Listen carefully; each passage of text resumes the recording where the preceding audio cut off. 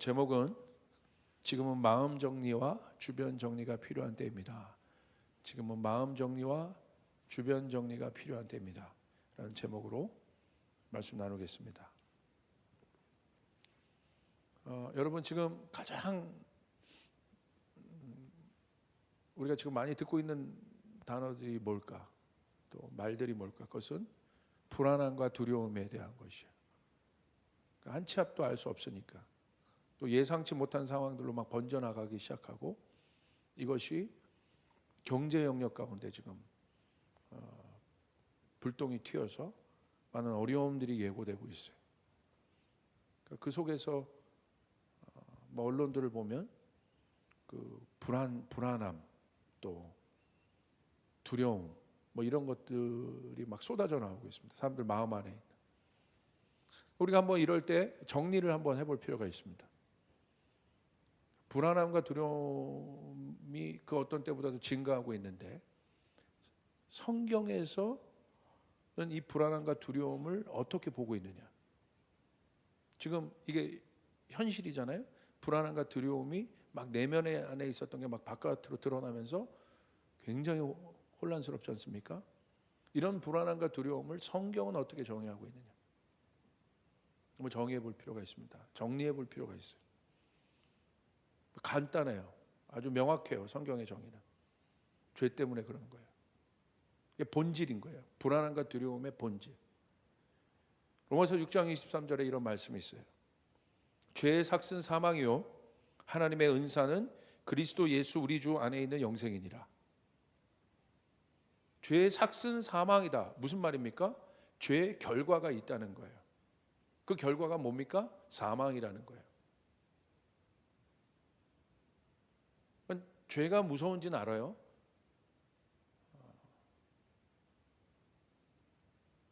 이 죄의 해결이 얼마나 중요한 문제인지를 우리가 알아요. 그런데 거기서 끝날 것이 아니라 성경은 죄의 결과를 이야기하고 있다는 거예요. 죄의 삭은 사망이다. 사망은 뭡니까? 다시 기회가 없다는 겁니다. 그러니까 사망의 해석은 그거예요. 기회가 없다. 어떻게 해볼 수가 없다는 거예요. 그래서 끝이라는 겁니다. 그래서 우리는 그 사망을 뭐라고 얘기하냐? 어떻게 보면 모든 인간들은 태어나면서 사망이 언도된 건데 이것을 우리는 다른 말로 심판이라고 얘기합니다. 심판은 돌이킬 수 없는 판결을 말해요.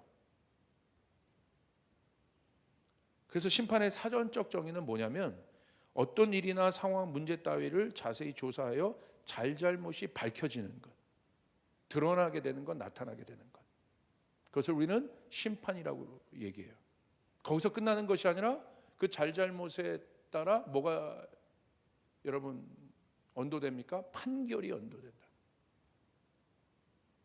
그럼 죄를 지었을 때 그 죄를 지은 순간에 바로 뭐가 언도되었다? 판결이 언도되었는데 모든 인간에게 그것이 어떤 판결이 언도되었다? 사망이란 판결이 언도되었다.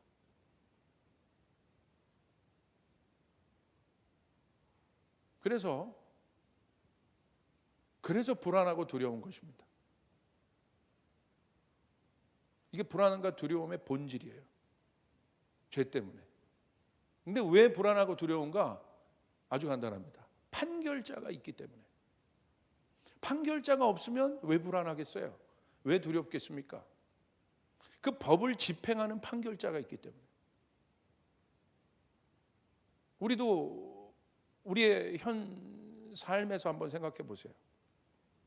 왜 여러분 죄 지으면 불안하고 두렵겠습니까? 죄인들이, 범죄한 사람들이. 법이 있으니까. 이 법이 구속력을 갖기 때문에. 그리고 결국 잡히면 어떻게 됩니까? 재판장에 가서 판결을 받아요. 그러니까 두려운 거죠. 그러니까 죄를 짓고 떳떳할 수가 없는 거예요. 만약에 판결자가 없다면, 그 법이 없다면 여러분 이 세상이 어떤 세상이 되겠어요? 죄를 짓고도 이 죄가 어떤 건지를 모를 거예요. 죄를 짓고도 두렵지 않을 겁니다. 이게 굉장히 중요한 거예요. 죄를 짓고도 두렵지 않을 거예요. 왜? 판결자가 없으니까. 그러니까 인간이 왜 두려워해요? 죄를 짓고 왜 두려워합니까? 다시 말하면 심판자가 있기 때문에. 아담과 하와가 왜 두려워했습니까? 그들이 죄 짓고 선악과 먹고 왜 두려워했습니까? 심판자 하나님 때문에. 그분은 창조 주셨는데 죄를 지고 난 후에 죄인으로 바라본 하나님은 더 이상 창조주가 아닌 것이죠. 심판자인 거죠. 그러니까 두려운 거예요. 그래서 숨은 거예요. 그래서 성경은 사람에게 가장 중요한 일을 뭘로 다뤄요? 죄의 문제로 다룹니다. 그렇다면 한 단계 더 정의해 봅시다. 죄는 이게 분명한 거예요. 나타난 거예요. 그래서 반드시 심판을 받게 돼 있어요. 그렇다면 그 죄의 뿌리가 뭐냐는 거예요. 왜 죄 짓냐는 거예요. 왜 죄가 생겨나느냐. 이것 또한 성경에서 정의하고 있습니다. 사실 죄는 이것이 나타난 현상이에요. 보여진 바 된 거예요. 그러니까 더 중요한 건 뭐예요? 그 근원, 뿌리. 죄를 낳게 한 것. 성경 그것에 대해서 명확하게 얘기하는데 그것을 욕심이라고 얘기하고 있어요. 야고보서 1장 15절을 보십시오. 욕심이 잉태한 즉 죄를 낳고 죄가 장성한 즉 사망에 낳는다. 이게 성경의 논리입니다. 욕심이 생겨난 그 순간에 뭐가 잉태가 돼요? 죄가 없던 죄가 잉태되었다는 거예요. 그리고 그 죄가 장성하여 birth됩니다. 태어나요. 태어나는 순간 죽는 거예요. 태어나는 순간 사망이 된 거예요.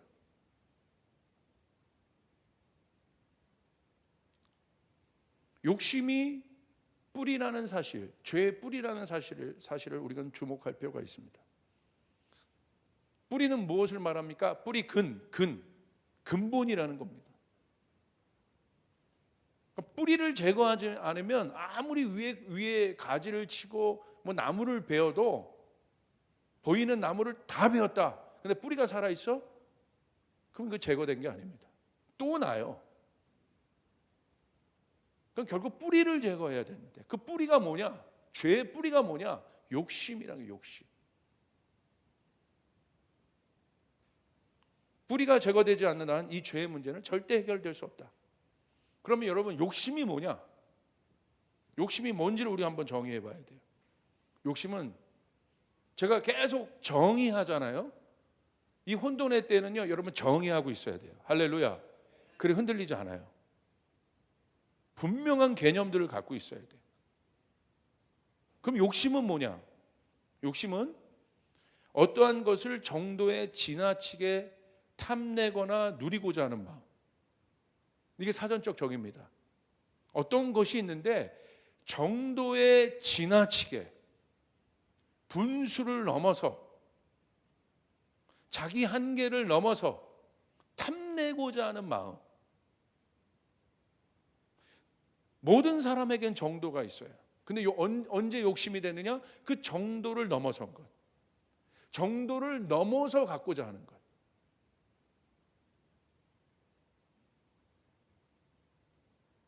그게 바로 욕심의 사전적 정의입니다.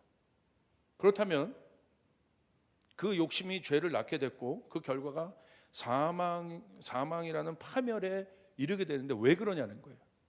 여기에 아주 중요한 메커니즘이 있어요. 이것을 이해하기 위해서는 우리 뭘 이해해야 되느냐? 하나님의 창조를 이해해야 돼요. 하나님의 창조의 섭리를 우리가 살펴볼 필요가 있습니다. 하나님 창조 섭리의 핵심은 뭐냐면 이겁니다. 하나님 창조하시고 보시기에 좋았더라고 하셨어요. 이것이 하나님께서 하신 창조 안에 있는 비밀입니다. 그것을 알아야 돼요.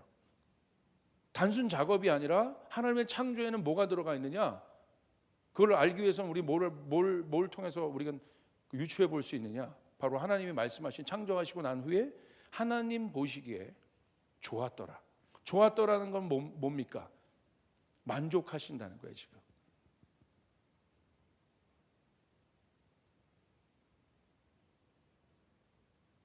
하나님의 창조 안에는 만족이 있어요. 하나님이 부족하게 만드신 것이 아니라는 거예요. 이것이 창조의 핵심입니다. 하나님의 창조는 완성입니다. 부족함이 없는 상태예요. 그래서 하나님 보시기에 좋았더라고 한 거예요. 여러분이 만약에 뭔가 어떤 걸 만들어 보십시오. 여러분 언제 좋은 느낌이 딱 들어요? 만족했을 때. 와. 음악하는 사람이라면 뭐 좋은 연주를 하고 좋은 곡을 만들었어. 그때 만족함이 있어. 그때 좋은 거죠. 근데 언제 힘들어요? 찜찜한 거. 뭔가 부족하다고 느낄 때. 하나님이 창조하시고 난 후에 세상을 바라보시면서 좋았더라고 하신 것은 우리 입장에서 생각해 보면 그건 뭐예요? 모든 창조물 안에는 만족함이 있는 것입니다. 결핍이 없어요. 서로 모양은 다르지만 우리 눈으로, 우리 기준으로 볼 때는 하찮은 것과 귀한 것이 있지만 하나님이 창조하신 세계는 하찮은 것, 귀한 것에 경계가 없습니다. 하루살이라 할지라도 하나님의 창조 안에는 만족이 있는 것입니다. 조화를 이루고 있다는 거예요. 들풀 하나라도 하나님의 창조 안에는 들풀 하나에도 만족이 있는 거예요. 우리 눈으로 볼 땐 들풀은 아무것도 아닌 풀 같고 함부로 해야 될 풀 같고 그런 잡초같이 보일 수 있으나 창조의 눈에는 그러지 않아요. 하나님의 눈엔 그러지 않아요. 몇십억 하는 나는 좋은 거고 들에 핀 잔디는 하찮은 것 같이 우리의 눈으로 보여. 우리 인간의 기준은 그렇게 생각해서 들풀은 하찮게 여기고 나는 소중하게 여길 수 있어요. 그러나 창조는 그렇지 않다는 거예요. 그 구분이 없다는 것입니다. 그래서 갈등이 없는 거예요. 하나님의 창조 세계에서는 조화만이 있을 뿐입니다. 아름다움만이 있을 뿐입니다. 여러분 이해되십니까? 서로의 가치가 존중되고 있는 상태. 들풀 하나라도 자기의 존재감의 극에 달한 최고점에 달한 그런 상태가 하나님의 창조입니다. 그것이 바로 만물의 충만함이라는 것이에요. 이 하나님의 창조하신 만물 안에는 하나님의 충만함이 들어 있습니다. 하물며 여러분은 어떻겠습니까? 우리 인간들은 하나님 우리를 지으시고 후회하셨겠어요? 하나님 여러분을 지으시고 후회하셨겠습니까? 저거를 내가 이 세상에 내보내지 않았으면 내가 이런 마음 쓸 일도 없었을 텐데. 그게 하나님의 마음이겠어요? 하나님이 열등인자 우성인자를 나누는 분이시겠어요? 아닌 것이죠. 그럼 우리의 생각이죠. 근데 이 충만함, 하나님의 창조의 충만함을 파괴한 존재가 누굽니까? 아이러니하게 하나님의 형상을 가장 닮은 인간들이에요. 코끼리가 파괴하지 않았어요. 사자가 파괴하지 않았습니다.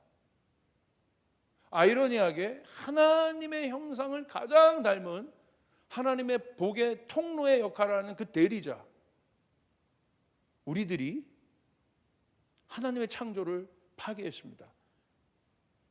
왜 파괴했냐는 거예요. 그 파괴가 여러분 뭡니까? 죄인데. 그 파멸이 죄인데. 왜 파괴했냐는 거예요. 무엇 때문에? 왜 인간이 그와 같은 어리석은 일을 했을까? 무엇 때문에? 왜 죄졌을까? 무엇 때문에? 욕심입니다. 욕심. 그 욕심은 뭡니까? 우리 영적으로 한번 우리가 이게 성경적으로 정의해 보세요. 성경에서 말하는 욕심은 하나님 없는 세상을 말하는 거예요. 하나님 없는 자기 주도의 세상. 이게 바로 욕심입니다.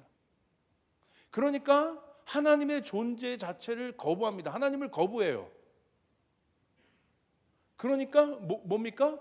만족함이 없는 겁니다. 하나님이 모든 창조물 안에는 그 만족할 수 있도록 충만할 수 있도록 만족을 주셨는데 하나님을 거부하니까 만족이 없죠. 하나님의 형상이 깨졌다는 것은 바로 그 의미예요. 만족이 없기 시작한 거예요.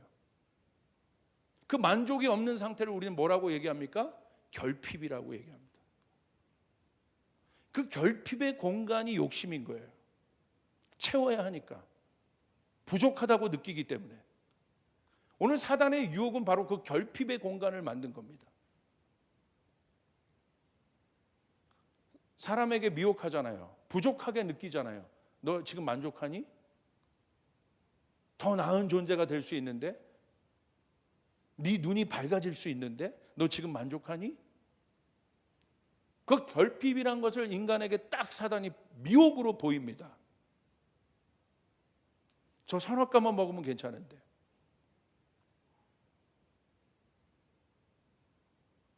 한 번도 여러분 인간은 그 결핍을 느끼지 못했어요.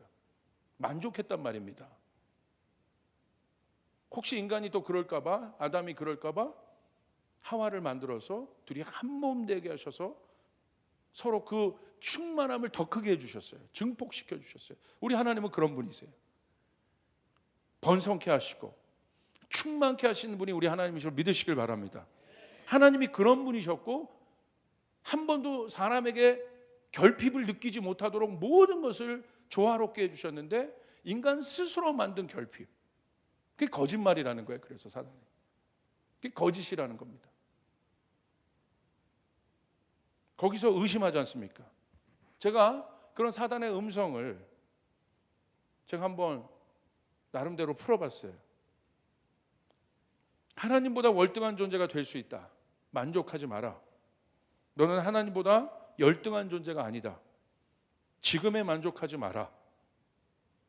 조금 더 나은 존재가 되고 싶어하는 내 마음은 지극히 자연스러운 것이다. 그러므로 내 마음에 있는 결핍을 채워라. 너를 보아라. 지금 만족하니? 내 안에 있는 결핍을 봐라. 하나님보다 너는 그 결핍 때문에 열등한 존재 아닌가? 그 열등함이 바로 내 결핍이다. 그러므로 나은 존재가 되라. 한 번도 그렇게 생각하지 않았는데 인간의 마음 안에 자기 스스로를 결핍된 존재로 보기 시작했습니다.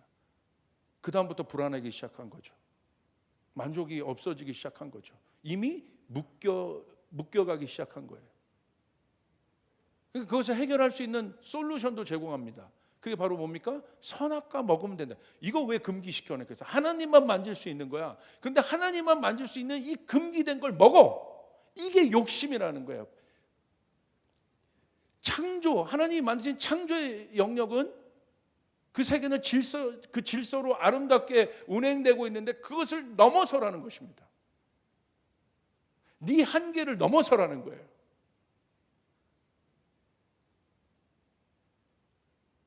그 한계를 넘어서는 여러분 순간이 뭐예요? 금기시된 그 선악과를 먹는 길밖에 없는 거예요. 그게 바로 욕심입니다. 만족함이 없으니까 감사도 없겠죠. 항상 그 결핍 가운데 불안하겠죠. 그 만족하지 못한 내 안의 결핍을 본 순간이 바로 욕심이 잉태하는 순간이다. 여러분 너무 성경이 실제적으로 이렇게 적혀 있잖아요. 죄가 그냥 어떤 물건 같은 개념이 아니라 잉태되었다는 거예요. 생명력 있게 만들었단 말이에요. 여러분 나중에 우리 여기 2부 예배는 우리 청년 예배지만 여러분 나중에 여러분이 이제 결혼해서 잉태하게 될 텐데 잉태하는 그 순간은 신비입니다. 엄마한테는 생명이 움직이기 시작한 거예요. 그러니까 욕심이 죄를 잉태한다는 거예요. 잉태한다는 건 뭐예요? 자라난다는 거예요. 자라난다는 건 뭐예요? birth한다는 거예요. 출산된다는 거예요. 근데 출산된 순간에 파멸인 거예요. 그것이 죄인된 인간의 여러분 인생입니다.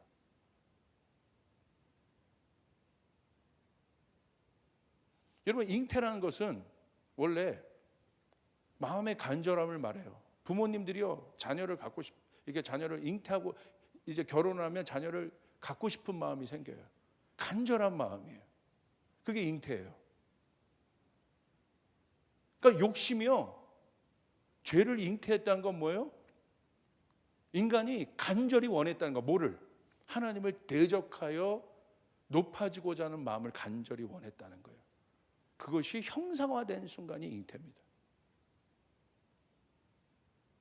그래서 그것이 욕심이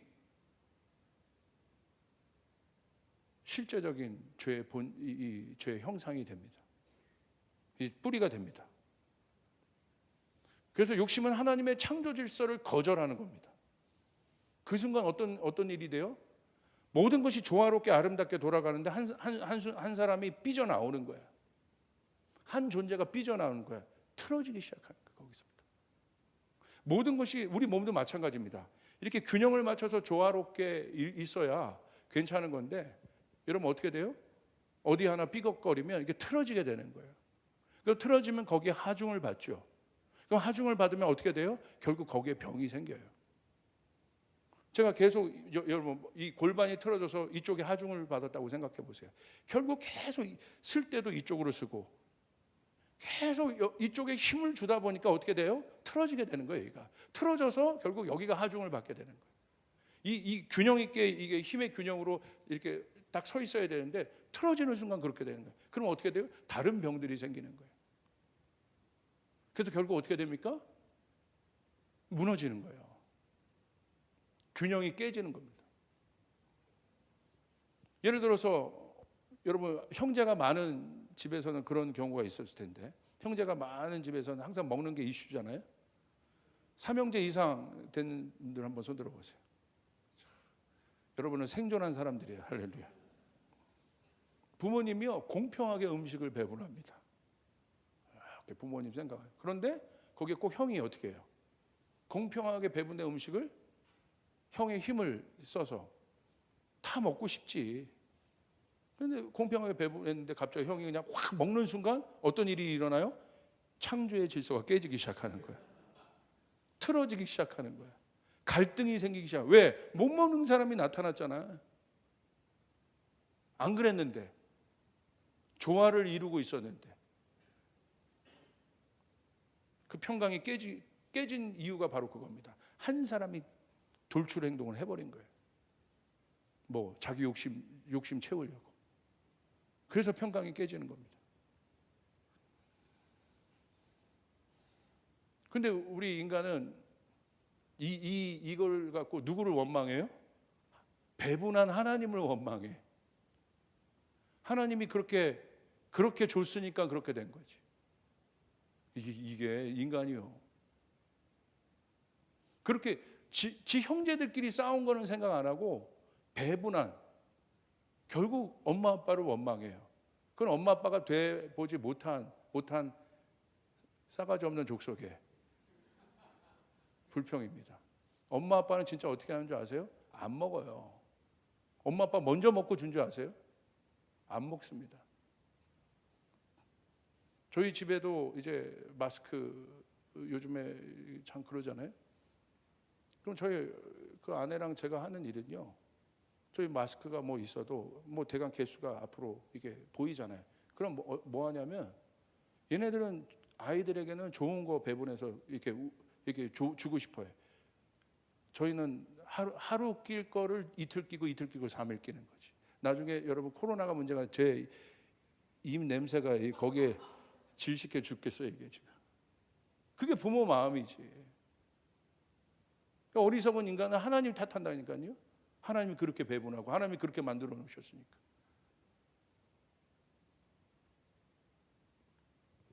여러분 영적 원리를 봅시다. 욕심이 있으면 불안하고 두려운 이유들을 우리가 살펴봤어요. 욕심은 만족할 수 없는 마음. 그 만족할 수 없는 것이 질서를 깼단 말이에요. 그러니까 갈등이 생기는 거예요. 틀어짐이 나타나는 거예요. 근데 그 욕심은 뭐라고 그랬어요? 부족함을 느끼는 마음, 채워도 만족이 없는 마음, 고아의 마음들입니다. 왜 그렇겠습니까? 결핍이기 때문에. 욕심은 갖고자 하는 마음이잖아요. 만족이 없는 마음이잖아요. 그걸 다른 말로 뭐라고 얘기해요? 결핍이라고 하는 거예요. 이것이 바로 영원하신 하나님과 단절된 인간의 상태입니다. 중증의 병입니다. 중증의 병이란 건 고칠 수 없다는 거예요. 이게 왜? 내 노력으로 고칠 수 없다는 거야. 그게 바로 뭐라고 그래요? 우리는 그 말을, 욕심을 다른 말로 욕구라고 해요. 욕구, 욕망.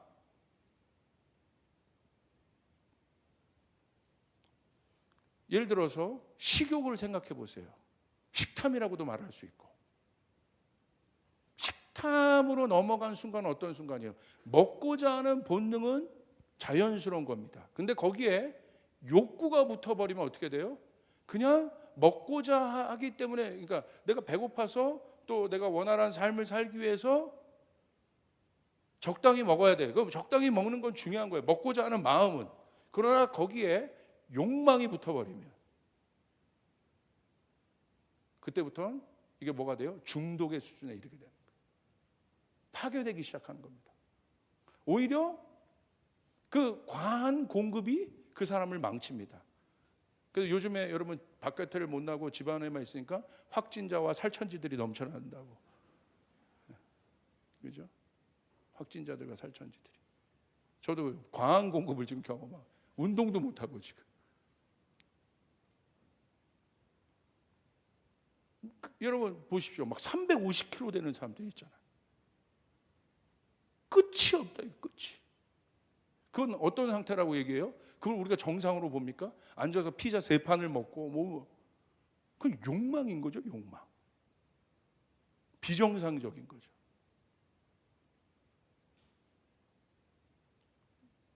물질을 탐내는 마음, 물욕입니다. 물질 자체가 뭐가 의미가 있겠어요? 물욕을 갖는 인간의 마음인 거죠. 다이아몬드 자체가 뭐 문제가 있겠어요? 그 다이아몬드를 향한 물욕이 문제인 거지. 다이아몬드는 아름다운 거잖아요. 잘 쓰이면 좋은 거고, 그리고 절삭할 많은 곳에 쓰이고 좋은 거예요. 하나님 만드신 좋은 겁니다. 그런데 물욕을 만들어요. 물욕이 그런 다이아몬드에 대한 정의를 바꿔버리는 거예요. 그 자체가 무슨 힘이 있겠습니까? 그러니까 큐빅 반지 사주면 자매들 얼굴이 이상해지고, 다이아몬드 반지 사주면 내 남편이 최고인 것 같고 깨질지어다. 그 욕망이 깨질지어다. 욕망이요. 자매들 똑바로 들어요. 갑자기 막 혼내는데 제가. 욕망이라고, 욕망. 그걸로 막 여러분이 비교하고 있다면, 결혼하는데 남들은 뭐 몇 부 다이아몬드 했는데 큐빅 뭐야? 누구야? 용진이는 뭐야 이거? 거기서 막 비교하고, 뭐 끼워줬는데도 만족함이 없고, 욕망이요. 욕망이야, 욕망. 그것은 만족해야지. 욕망이 생긴 거야. 그러니까 그 욕망이 뭘 만들어내요? 불편한 마음, 채워지지 않으니까. 그래도 내가 저 사람이랑 결혼하면 이 정도는 받아야 되는 사람인데 채워지지 않는 마음이 그 마음에 갈등을 만드는 거예요. 그때 꼭 누가 나타나요? 나보다 열등한 존재가, 결혼한 열등한 존재들이 나타나. 그래가지고 막 자랑하기 시작해. 끝나는 겁니다. 그게 욕망이야. 갈등을 만든다. 그 욕심이. 그 다음부터 한 단계 더 들어가요. 그 갈등이 불안해지기까지 시작해. 나 벌써부터 이렇게 힘든데 쟤 믿고 살아갔다는 내 미래가 불안할 거야. 여러분, 이태원 클래스에 조이서한테 배워야 되는 거야. 왜 권나라가 안 됐는 줄 알아? 그 욕망 때문에 안 된 거야. 그 욕망으로 누굽니까? 새로이를 이용하려고 했으니까. 그건 사랑이 아니거든. 근데 조이서는 자기가 헌신하잖아. 자기가 채워주려고 하잖아. 받는 것이 아니라 아가페적인 사랑을 하고 있는 거야. 결국 승리한 거야. 결국 새로의 눈을 뜨게 한 거야. 누가 나를 더 사랑하는지, 진짜 사랑이 뭔지. 성욕도 마찬가지예요. 이게 성적인 본능은 하나님께 주신 아름다운 것입니다. 만족이 있어요. 기쁨이 있어요. 여러분은 모르겠지만 있습니다. 큰 기쁨. 그 기쁨의 결실이 자녀인 거예요. 이거 그래서 신비한 거예요. 하나 된다는 거. 그런데 그걸 통해서 이제 자손 번식되고, 근데 거기에 그것이 욕구가 돼버리면, 성욕이 돼버리면, 욕망이 돼버리면 뭐가 돼요? 그것 때문에 탈선하는 일들이 일어나는 거예요. 발정난 순말처럼 돌아다니는 거예요. 그 발정을 풀기 위해서. 제어가 안 돼. 그 욕망이. 근데 그 욕망에서 끝나는 거야. 그 욕망의 해소에서 끝나는 것이 아니라 그 욕망이 가정을 깨버립니다. 부부관계를 깨버립니다. 파탄시킵니다. 욕망 때문에 그런 거예요. 욕망이 갈등을 가져오는 것입니다. 돈에 대한 성경의 가르침도 보십시오. 돈 자체가 문제입니까? 돈 자체가 없으면 어떻게 살아요? 중요한 거죠. 저희 교회 안에 재정의 복이 있길 바랍니다. 할렐루야. 축복이 있길 바랍니다. 중요한 겁니다. 근데 뭐가 문제예요? 성경에서 돈에 대한 성경의 가르침 뭐예요? 돈 자체를 뭐라고 하지 않죠. 돈을 사랑하는 마음이 문제라는 거예요. 돈을 사랑하는 그 마음이 욕심이라는 거예요. 욕망이라는 거예요. 돈을 사랑하는 그 마음이 일만하게 뿌리라는 거예요.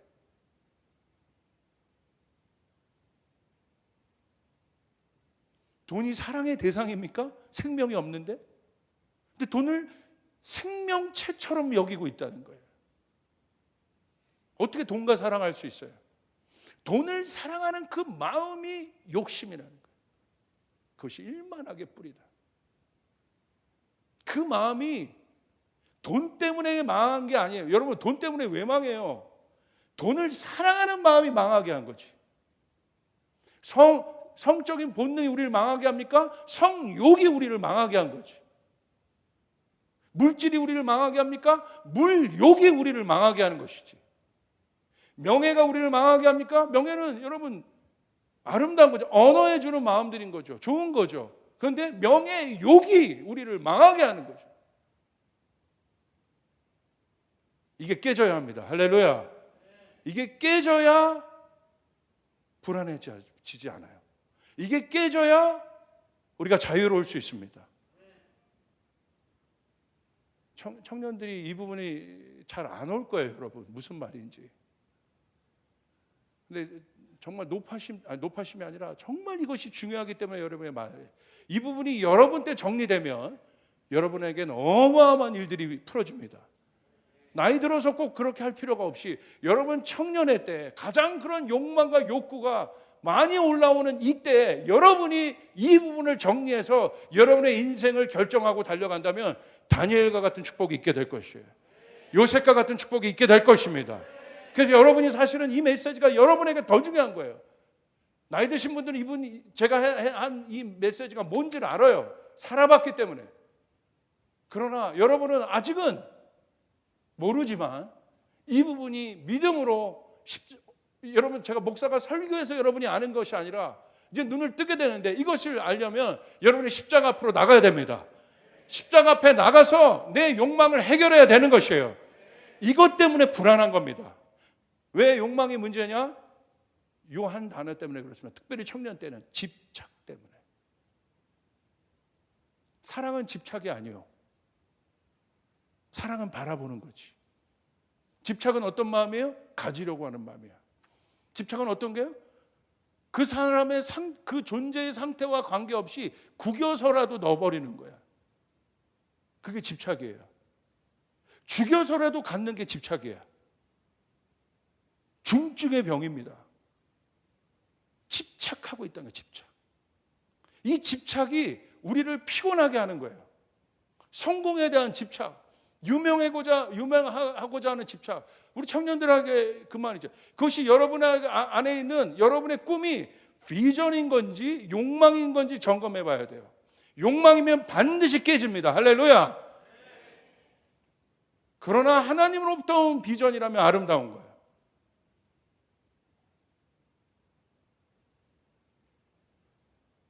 사역자들도 이것이 정리가 안 된 사람 많고, 목사들도 이거 정리 안 된 사람, 예배팀도 누구도 마찬가지입니다. 하나님께 쓰임 받으려면 이 부분이 정리돼야 됩니다. 할렐루야. 반드시 정리돼야 돼요. 그래야 자유로울 수 있습니다. 이 부분을 해결하신 분이 누굽니까? 예수 그리스도시죠. 죄 없는 그분이 오셔서 그 욕망의 존재한 안으로 욕망 없는 그분이 오셔서 바이러스, 죄의 바이러스가 있는 이 몸, 지금 코로나 바이러스가 문제잖아요. 이것의 해결은 뭡니까? 물론 시간이 필요해요. 그러나 궁극적인 해결은 뭐예요? 백신이 개발이 돼야 돼. 백신 개발밖에 없어요. 그래야 있어도, 코로나 바이러스가 우리 안에 있어도 우리가 생활을 할 수 있어요. 왜? 백신을 맞으면 되니까. 그러니까 우리가 죄의 바이러스가 있지만 우리 안에 있어요. 그러나 우리가 복음, 우리 안에 복음이 있다는 건 뭐예요? 죄의 바이러스가 있지만 예수 그리스도가 복음이 되었다는 건 뭐예요? 예수님이 백신 되었다는 거예요. 그분이 우리 안에 계시기 때문에 우리가 살아날 수 있는 것입니다. 아멘. 이 사실을 믿으시면 아멘 합시다. 그분이 우리 안에 백신으로 계시기 때문에 우리가 그 죄의 바이러스가 있어도 그 죄가 그 복음을 뚫지 못하는 것입니다. 이기지 못하는 것입니다. 그것을 어디에서 해결하셨어요? 예수님 십자가 위에서. 우리의 모든 욕망과 욕심을 십자가에 예수님이 지시고 친히 죽으셔서, 그 죄의 바이러스와 함께 죽으셔서 우리의 육신을 깨시고 그분이 영으로 다시 부활하셨습니다. 할렐루야. 그 부활한 영이, 이미 승리한 영이, 승리한 몸이 우리 안에 계시다. 여러분 믿으시길 바랍니다. 오늘 내가 예수를 믿는다는 것, 그 승리의 영이 나에게 있다는 것입니다. 아멘. 이것이 기쁜 소식이요, 우리에게. 그래서 우리가 예수를 만난 사람들, 예수의 영이 있는 사람들의 특징이 뭡니까? 자유한 거예요. 진리이기 때문에. 눈이 떠지는 거예요. 만족함을 얻기 시작합니다. 근데 이 만족함을 어디서 얻어요? 이제 눈이 떠졌기 때문에, 이제 영적인 존재가 됐기 때문에 위로부터 얻는 것입니다. 할렐루야. 세상이 줄 수 없는 기쁨을 맛보기 시작하는 것입니다. 세상이 줄 수 없는 평강을 맛보기 시작하는 것입니다. 세상이 줄 수 없는 능력을 갖기 시작하는 것입니다. 그래서 위를 구하며 살아요, 이 사람들은. 어떤 상황에서도 하나님을 의지하며 살아요. 왜? 하나님이 우리의 답이라는 사실을 알기 때문에. 여러분 믿으시기를 바랍니다. 아멘. 그게 자유한 사람이에요. 그러니까 여러분 삭개오가 예수님 만나서 어떻게 해요? 자유케 됐잖아요. 자기의 소유를 나누잖아요. 이게 실제적인 증거입니다. 바울 보십시오. 자유케 됐잖아요. 자기가 쌓은 모든 것들, 자기의 힘의 근간이 됐던 하나님 없는 힘, 그 바벨탑을 보고 뭐라고 얘기합니까? 배설물이라고 얘기하지 않습니까? 왜 그렇습니까? 자유케 됐기 때문에. 이렇게 자유케 된 사람들이 비즈니스에서 일어나야 돼. 10,000원, 20,000원, 10만 원을 벌고 100만 원 벌고 억을 벌고 10억을 벌고 100억을 버는 건 하나님의 눈에는 여러분 관심이 없어요. 하나님이 중요한 건 돈의 액수가 아니라 그 돈을 다스리는 사람의 마음입니다. 할렐루야. 누구에게 하나님이 그 재정을 밀어주시겠습니까? 10만 원, 100만 원 줬는데도 11조 하나를 못하는 사람에게 재정을 밀어주시겠어요? 아니요. 절대 밀어줘. 왜? 그 이상을 주면 그 인생이 망하는 거야. 100만 원 줬는데도 덜덜 떠는데 그거 하나 구별을 못하고 11조 하나를 못하는데 1,000만 원 주면 해요? 그것이 오히려 영혼의 압박이 돼서 그를 눌러버리는 거예요. 그를 살리려고 안 주는 겁니다. 여러분 똑바로 아셔야 돼. 그러나 자유하면 하나님의 통로가 될 수 있습니다. 그 사람에게는 액수가 문제가 아닌 것이에요. 축척하지 않아요. 통로가 되는 거야. 입을 벌려 통로가 되시길 바랍니다. 하나님 나에게 통로가 되게 도와주시옵소서. 그 축복의 통로가 되게 하여 주시옵소서. 작은 구분을 못하는 사람이 큰 구분을 어떻게 한단 말이요. 시간의 11조를 하나를 주님 앞에 띄어내지 못하는 사람이 무슨 내 일생을 주님 앞에 드린다고 말할 수 있단 말이요. 아닌 것이에요. 진짜가 돼야 됩니다. 왜 못합니까? 욕망 때문에 그러는 거예요. 그 욕망은 뭐라고 그랬어요? 그 욕심은 뭐라고 그랬어요? 하나님 없는 공간이라고 그랬어요. 그 욕심은 뭐라고 했어요? 다른 말로 결핍이라고 그랬어요. 왜 결핍을 느껴요? 하나님이 없으니까. 영원한 것이 없으니까. 영혼에 대한 정리가 되어 있지 않으니까. 결혼관도 영혼의 관점에서 정리가 안 되어 있으니까 여러분 어떻게 돼요? 계속 결핍. 결혼 자체가 우상이 돼버리는 거야. 욕심입니다. 목사님 너무 가혹하게 말하는 거 아니에요? 아니, 그게 해결돼야 왕자님이 나타나. 그게 해결돼야 행복한 결혼 생활을 할 수 있어요. 그게 해결돼야 주님이 재정을 부어주시는 거예요. 그게 해결돼야 주님이 기름을 부어주시는 것이에요. 기름 부었는데 해결이 안 되니까 사울처럼 된단 말이에요. 이게 본질입니다. 오늘 이것을 깨닫는 자유함이 있길 바랍니다. 거기서 자유하는 순간 다른 존재가 돼버린단 말이에요. 다른 존재. 그러므로 그게 진리인데 그 진리가 나에게 오는 순간 어떻게 해요? 죄의 속박에서 내가 벗어났다는 건 뭐예요? 자유함이 온다. 그 자유함이 기쁨으로 나타난다는 것이에요. 초가상간에 살아도 기쁜 것이에요. 할렐루야. 높은 빌딩에 살아도 기쁜 것이에요. 궁전에 살아도 기쁜 것이에요. 그게 문제가 아니에요. 주변 환경이 문제가 아닌 것이에요. 가난할 수도 있고 부에 처할 수도 있고 높아질 수도 있고 낮아질 수도 있어요. 그것이 하나님이 우리의 인생 가운데 주시는 하나님의 방법들이에요. 그런데 있으면 하나님 앞에 감사하고 없으면 불평하고 결핍입니다. 고아입니다. 여러분. 그냥 거기서 끝나는 게 아니라 왜 고아의 마음을 갖게 됐느냐? 욕심이란 말이에요. 욕심. 하나님 없이도 잘 되고 싶은 마음. 그 공간에는 하나님을 거절하는 마음이란 말이에요. 달라져야 합니다. 하나님 만나면 만족이 주어지기 시작합니다. 보이는 것으로, 안목의 정욕으로부터 오는 만족이 아니라 영원한 것으로부터 오는 만족. 우리 안에 있는 새 사람이 깨어나기 시작한다. 하나님을 바라보기 시작한단 말이에요. 궁전에 있어도 여호와를 바라보기 시작한단 말이에요. 진짜 아름다움을 추구하기 시작한단 말입니다. 그 가치에 정렬되는 거예요. 그래서 구원받았다는 건 재정렬이 일어나는 거예요. 그게 거듭남이에요. 재정렬. 밭에 감추인 보화를 발견한 사람처럼 자기 모든 소유를 팔아 그 보화를 얻어내는 재정렬이 일어나기, 자유하기 시작한다. 그것 때문에 불안한 겁니다. 오늘 여러분 잘 보세요. 지금 불안한 사람들이 있어요? 우리 교우들 중에? 왜 불안할까? 왜 두려울까? 그것 때문에. 그때를 히브리서 12장 26절 27절 이렇게 정의합니다. 마지막 때가 올수록 그 불안함이 증가됩니다. 왜? 마지막은 드러나는 때, 심판의 때이기 때문에. 성경은 그런 말, 그때를 뭐라고 얘기해요? 진동의 때라고 얘기하는 거예요. 히브리서 12장 26절 27절 하나님이 진동하실 텐데, 진동시키는데 왜 진동시키느냐? 우리 같이 한번 크게 한번 우리 온라인으로 보는 성도들도 크게 읽어. 그냥 여러분 버스에 있어도 읽어. 자, 그때 우리 한번 읽어보시죠. 시작. 그때에는 그의 음성.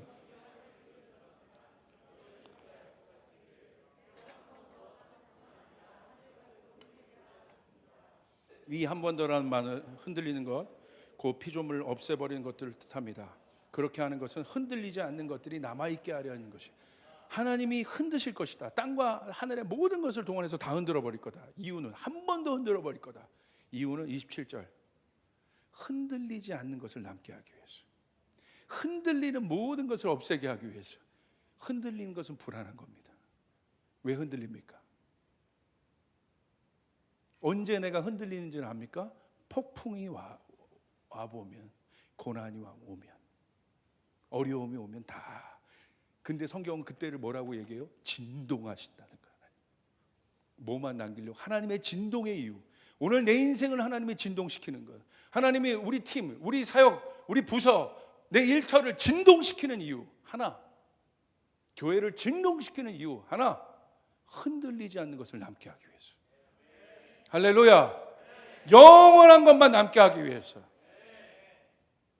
심판의 때는 그것만 남습니다. 영원하지 않은 것을 잡으려고 하는 모든 마음이 욕망이란 말이에요. 거기에 그 욕망은 집착이에요. 그 집착으로부터 나와야 돼요.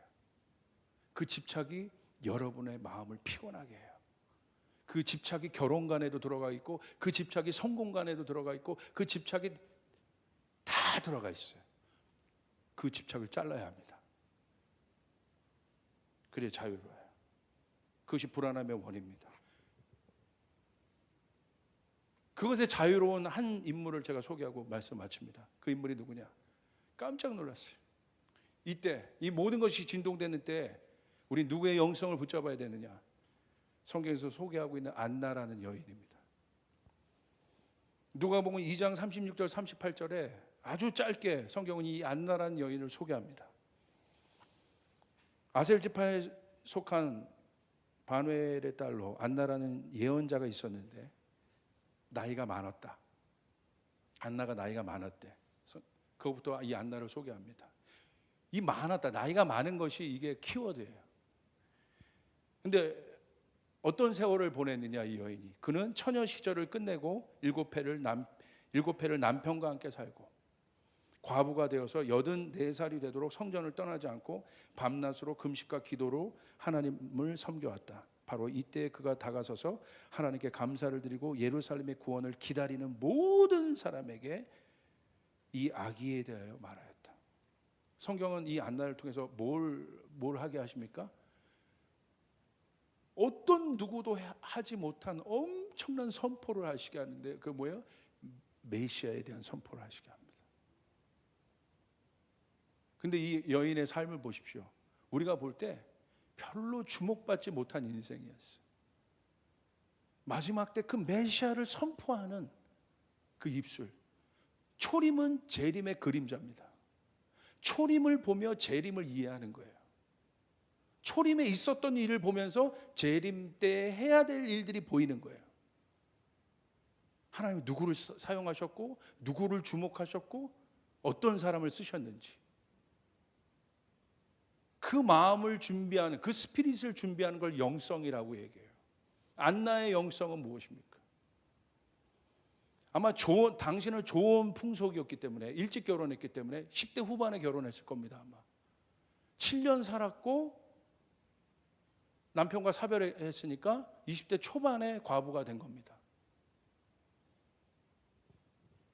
그로부터 과부가 된 후부터 84세가 되도록 안나의 삶은 어떤 삶이었어요? 성경은 뭐라고 얘기해요? 성전을 떠나지 않고 기도와 금식으로 하나님 앞에 나갔던 여인의 삶을 보여줘요. 안나가 처했던 상황이 어떤 상황이에요? 그 시대적 배경이 어떤 배경이었어요? 지금 예수 믿기 어렵고 예배드리기 힘들다고 우리가 요 정도 와도 이렇게 쩔쩔매고 당황하는데, 안나가 처한 상황은요, 로마의 압제입니다. 계속 여러분 외부적으로는 그런 탄압이 있었고요, 내부는요 이미 그들의 신앙이 종교화돼 가지고 썩어 있었어요. 쉽지 않은 거, 거기서 믿음 지키기가 쉽지 않은 곳이었어요. 그런 상황이었어요. 그런 환경이었어요. 더군다나 여자입니다. 당시 여자는요, 알잖아요. 얼마만큼 여러분 차별을 받았는지. 여자라는 이유 하나만으로. 거기다 과부입니다. 경제활동이 있겠습니까? 안나의 삶을 한번 추측해 보십시오. 얼마나 어렵게 살았을지. 근데 성경은 안나의 삶을 뭐라고 얘기합니까? 그 안나는요,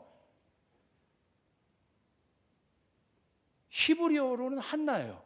한나의 헬라어 음역이 안나예요. 뜻은 은혜란 뜻입니다. 이런 이름을 가진 여인, 구약에도 한나가 있었죠. 신약의 한나와 같은 여인. 그 구약의 한나도 지고지순하게 기도하며 하나님 앞에 나가 하나님의 응답을 얻어냈고 사무엘을 배출해낸 여인이 되었는데, 위대한 여인이 되었는데, 시대를 열어버리는 그런 사무엘을 배출한 그런 게이트의 역할을 한나가 했는데, 신약도 똑같이 안나란 여인을 통해서 메시아, 그 메시아에 대해서 증거하게 하세요. 근데 어떻게? 거의 60년이라는 세월을 흔들리지 않고 충성되이 하나님 앞에 나갔다. 이 여인의 삶을 생각해 보십시오. 풍파가 없었겠습니까? 좋을 때도 있었을 거예요. 좋을 때만 있었겠어요? 어려움은 없었겠어요?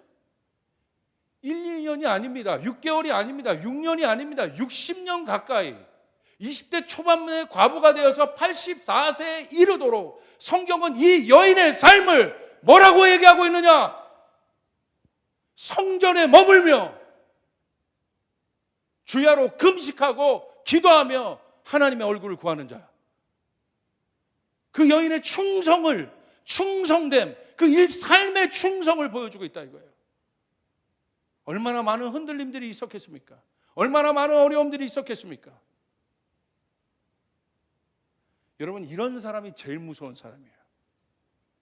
이 충성이 어디로부터 옵니까? 충성은 우선순위로부터 옵니다. 정리되어 있는 거예요.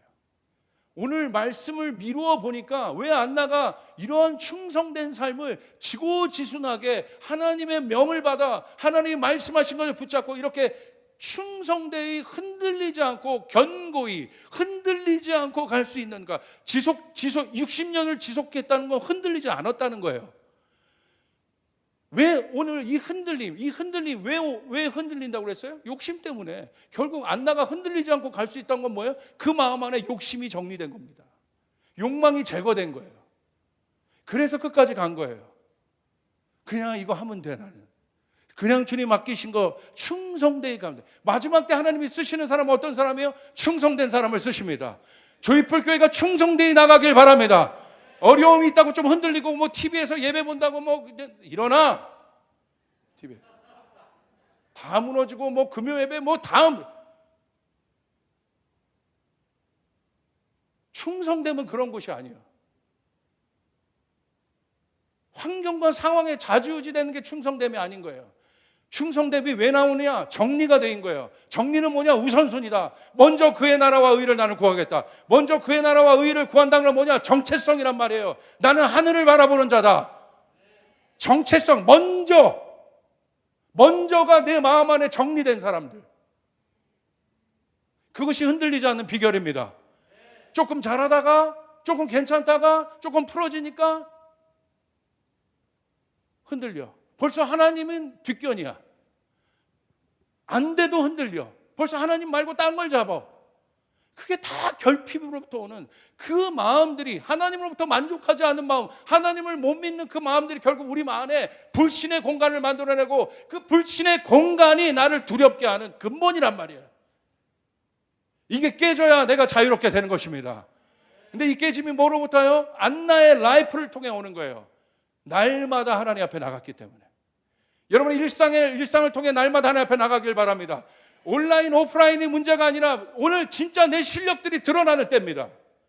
하나님 앞에 지고지순하게 나가야 되는 것이에요. 나가야 살게 되는 것이에요. 사역자건 예배자건 누구건 하나님 앞에 나가야 살게 되는 것이에요. 아멘. 그래야 흔들리지 않습니다. 60년을 달려도 흔들리지 않는 것이요. 그 사람이 필요한 것입니다. 한 달 예배 못 드렸더니 난리가 나요, 한국교회. 온라인, 오프라인이 문제가 아니에요. 하나님은 살아계십니다. 하나님 바꾸고 계세요. 정리시키고 계세요. 지금은 어떤 때입니까? 정리돼야 돼요. 내 마음이 정리돼야 돼요. 내 마음이 재정리가 돼야 돼요. 믿으시면 아멘 합시다. 하나님을 우선순위에 두시길 바랍니다. 마음을 정리했다면 주변 정리하셔야 돼요. 하나님 말고 대체됐던 모든 것들, 하나님과 갈등하게 뒀던 모든 것들을 이 시간에 다 제거하시길 바랍니다. 아멘. 우선순위가 정리되길 바랍니다. 그것이 유대인의 사고방식이에요.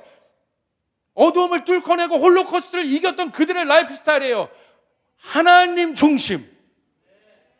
어디 가서든 여러분 회당이 망가져도 그들은 예배했단 말이에요. 하나님 중심으로 먼저라는 개념. 오늘 그것이 내 안에 정렬돼야 됩니다. 하나님 없는 것 다 야망이고 욕망입니다. 그러나 이 정리와 정렬이 일어나면 이 일들이 끝나고 하나님의 시즌을 여실 때 하나님 놀랍게 여러분을 쓰실 것입니다. 우리 교회를 쓰실 것입니다. 우리 예배팀을 쓰실 것입니다. 지금은 정렬돼야 돼요. 구체적으로 주변 정리도 해야 돼요. 이제 모든 그런 관계들 정리하세요. 하나님이랑 비중되었던 모든 관계들 정리하세요. 지금은 하나님 앞에 정렬되고 하나님만 봐야 될 때입니다. 그렇게 나가시길 여러분 바랍니다. 그래야 진짜 자유함이 생겨요. 이 자유함이 여러분 이 어두움을 이겨내게 합니다. 여러분 한나는요 바깥에 사단이 뭐 욥처럼 환경을 이런 환경을 일으키건 저런 환경을 일으키건 관심 없어. 그게 무서운 사람이란 말이야. 그것과 상관없이 그냥 자기 일 독고다이로 가는 사람이 무서운 사람이란 말이야. 여러분 안에 그 일들이 일어나길 바랍니다. 계속해서 우리 젊은이들은 그 마음이 있어야 돼. 하나님의 꿈을 향해서, 하나님의 나라를 향해서 계속해서 전진해 나가야 돼. 집착하면 전진 못해요. 집착은 안주하려고 하는 마음이에요. 오늘 제 안에 있었던 마음이 바로 그 마음이에요. 나중에 퓨처 시리즈 때 다시 설교하겠지만 하나님이 마지막 때 일으키는 군대는 하늘의 군대. 누구예요? 땅에 집착이 없는 사람들. 할렐루야. 그에게 놀라운 징기스칸에게 보여주던 그 영광을 보여줄 거예요. 어마어마한 확장을 보여줄 것이에요. 징기스칸 군대가 왜 그렇게 갔는지 아세요? 제가 몽골을 다녀와서 알았어요. 어떻게 그들이 그렇게 빠른 시간에 확장할 수 있었을까? 몽골 청년이 저에게 와서 그랬어요. 컨퍼런스 끝났는데 목사님 저희 마음에 뭐가 있는 줄 아세요? 뭐가 있는데 저희 몽골 사람들 마음 안에는 하늘이 있어요. 그때 내가 이거구나. 그들이 유목민이란 건 뭐예요? 땅에 집착하지 않는 사람들, 땅에 자기 거 세우지 않는 사람들. 계속합니다.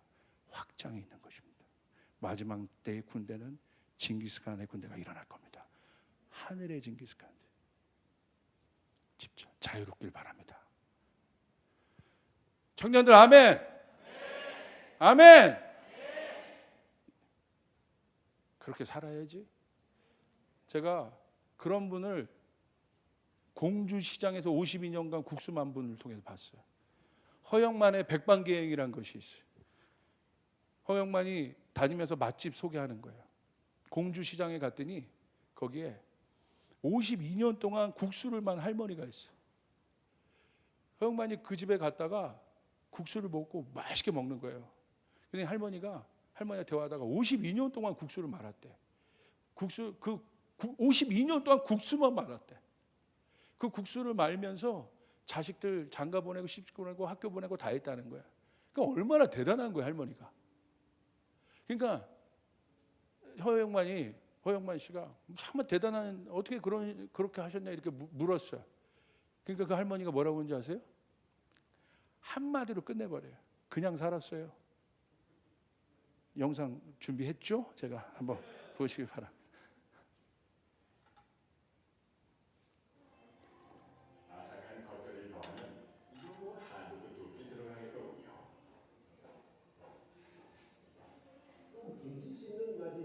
예배팀들 나오세요.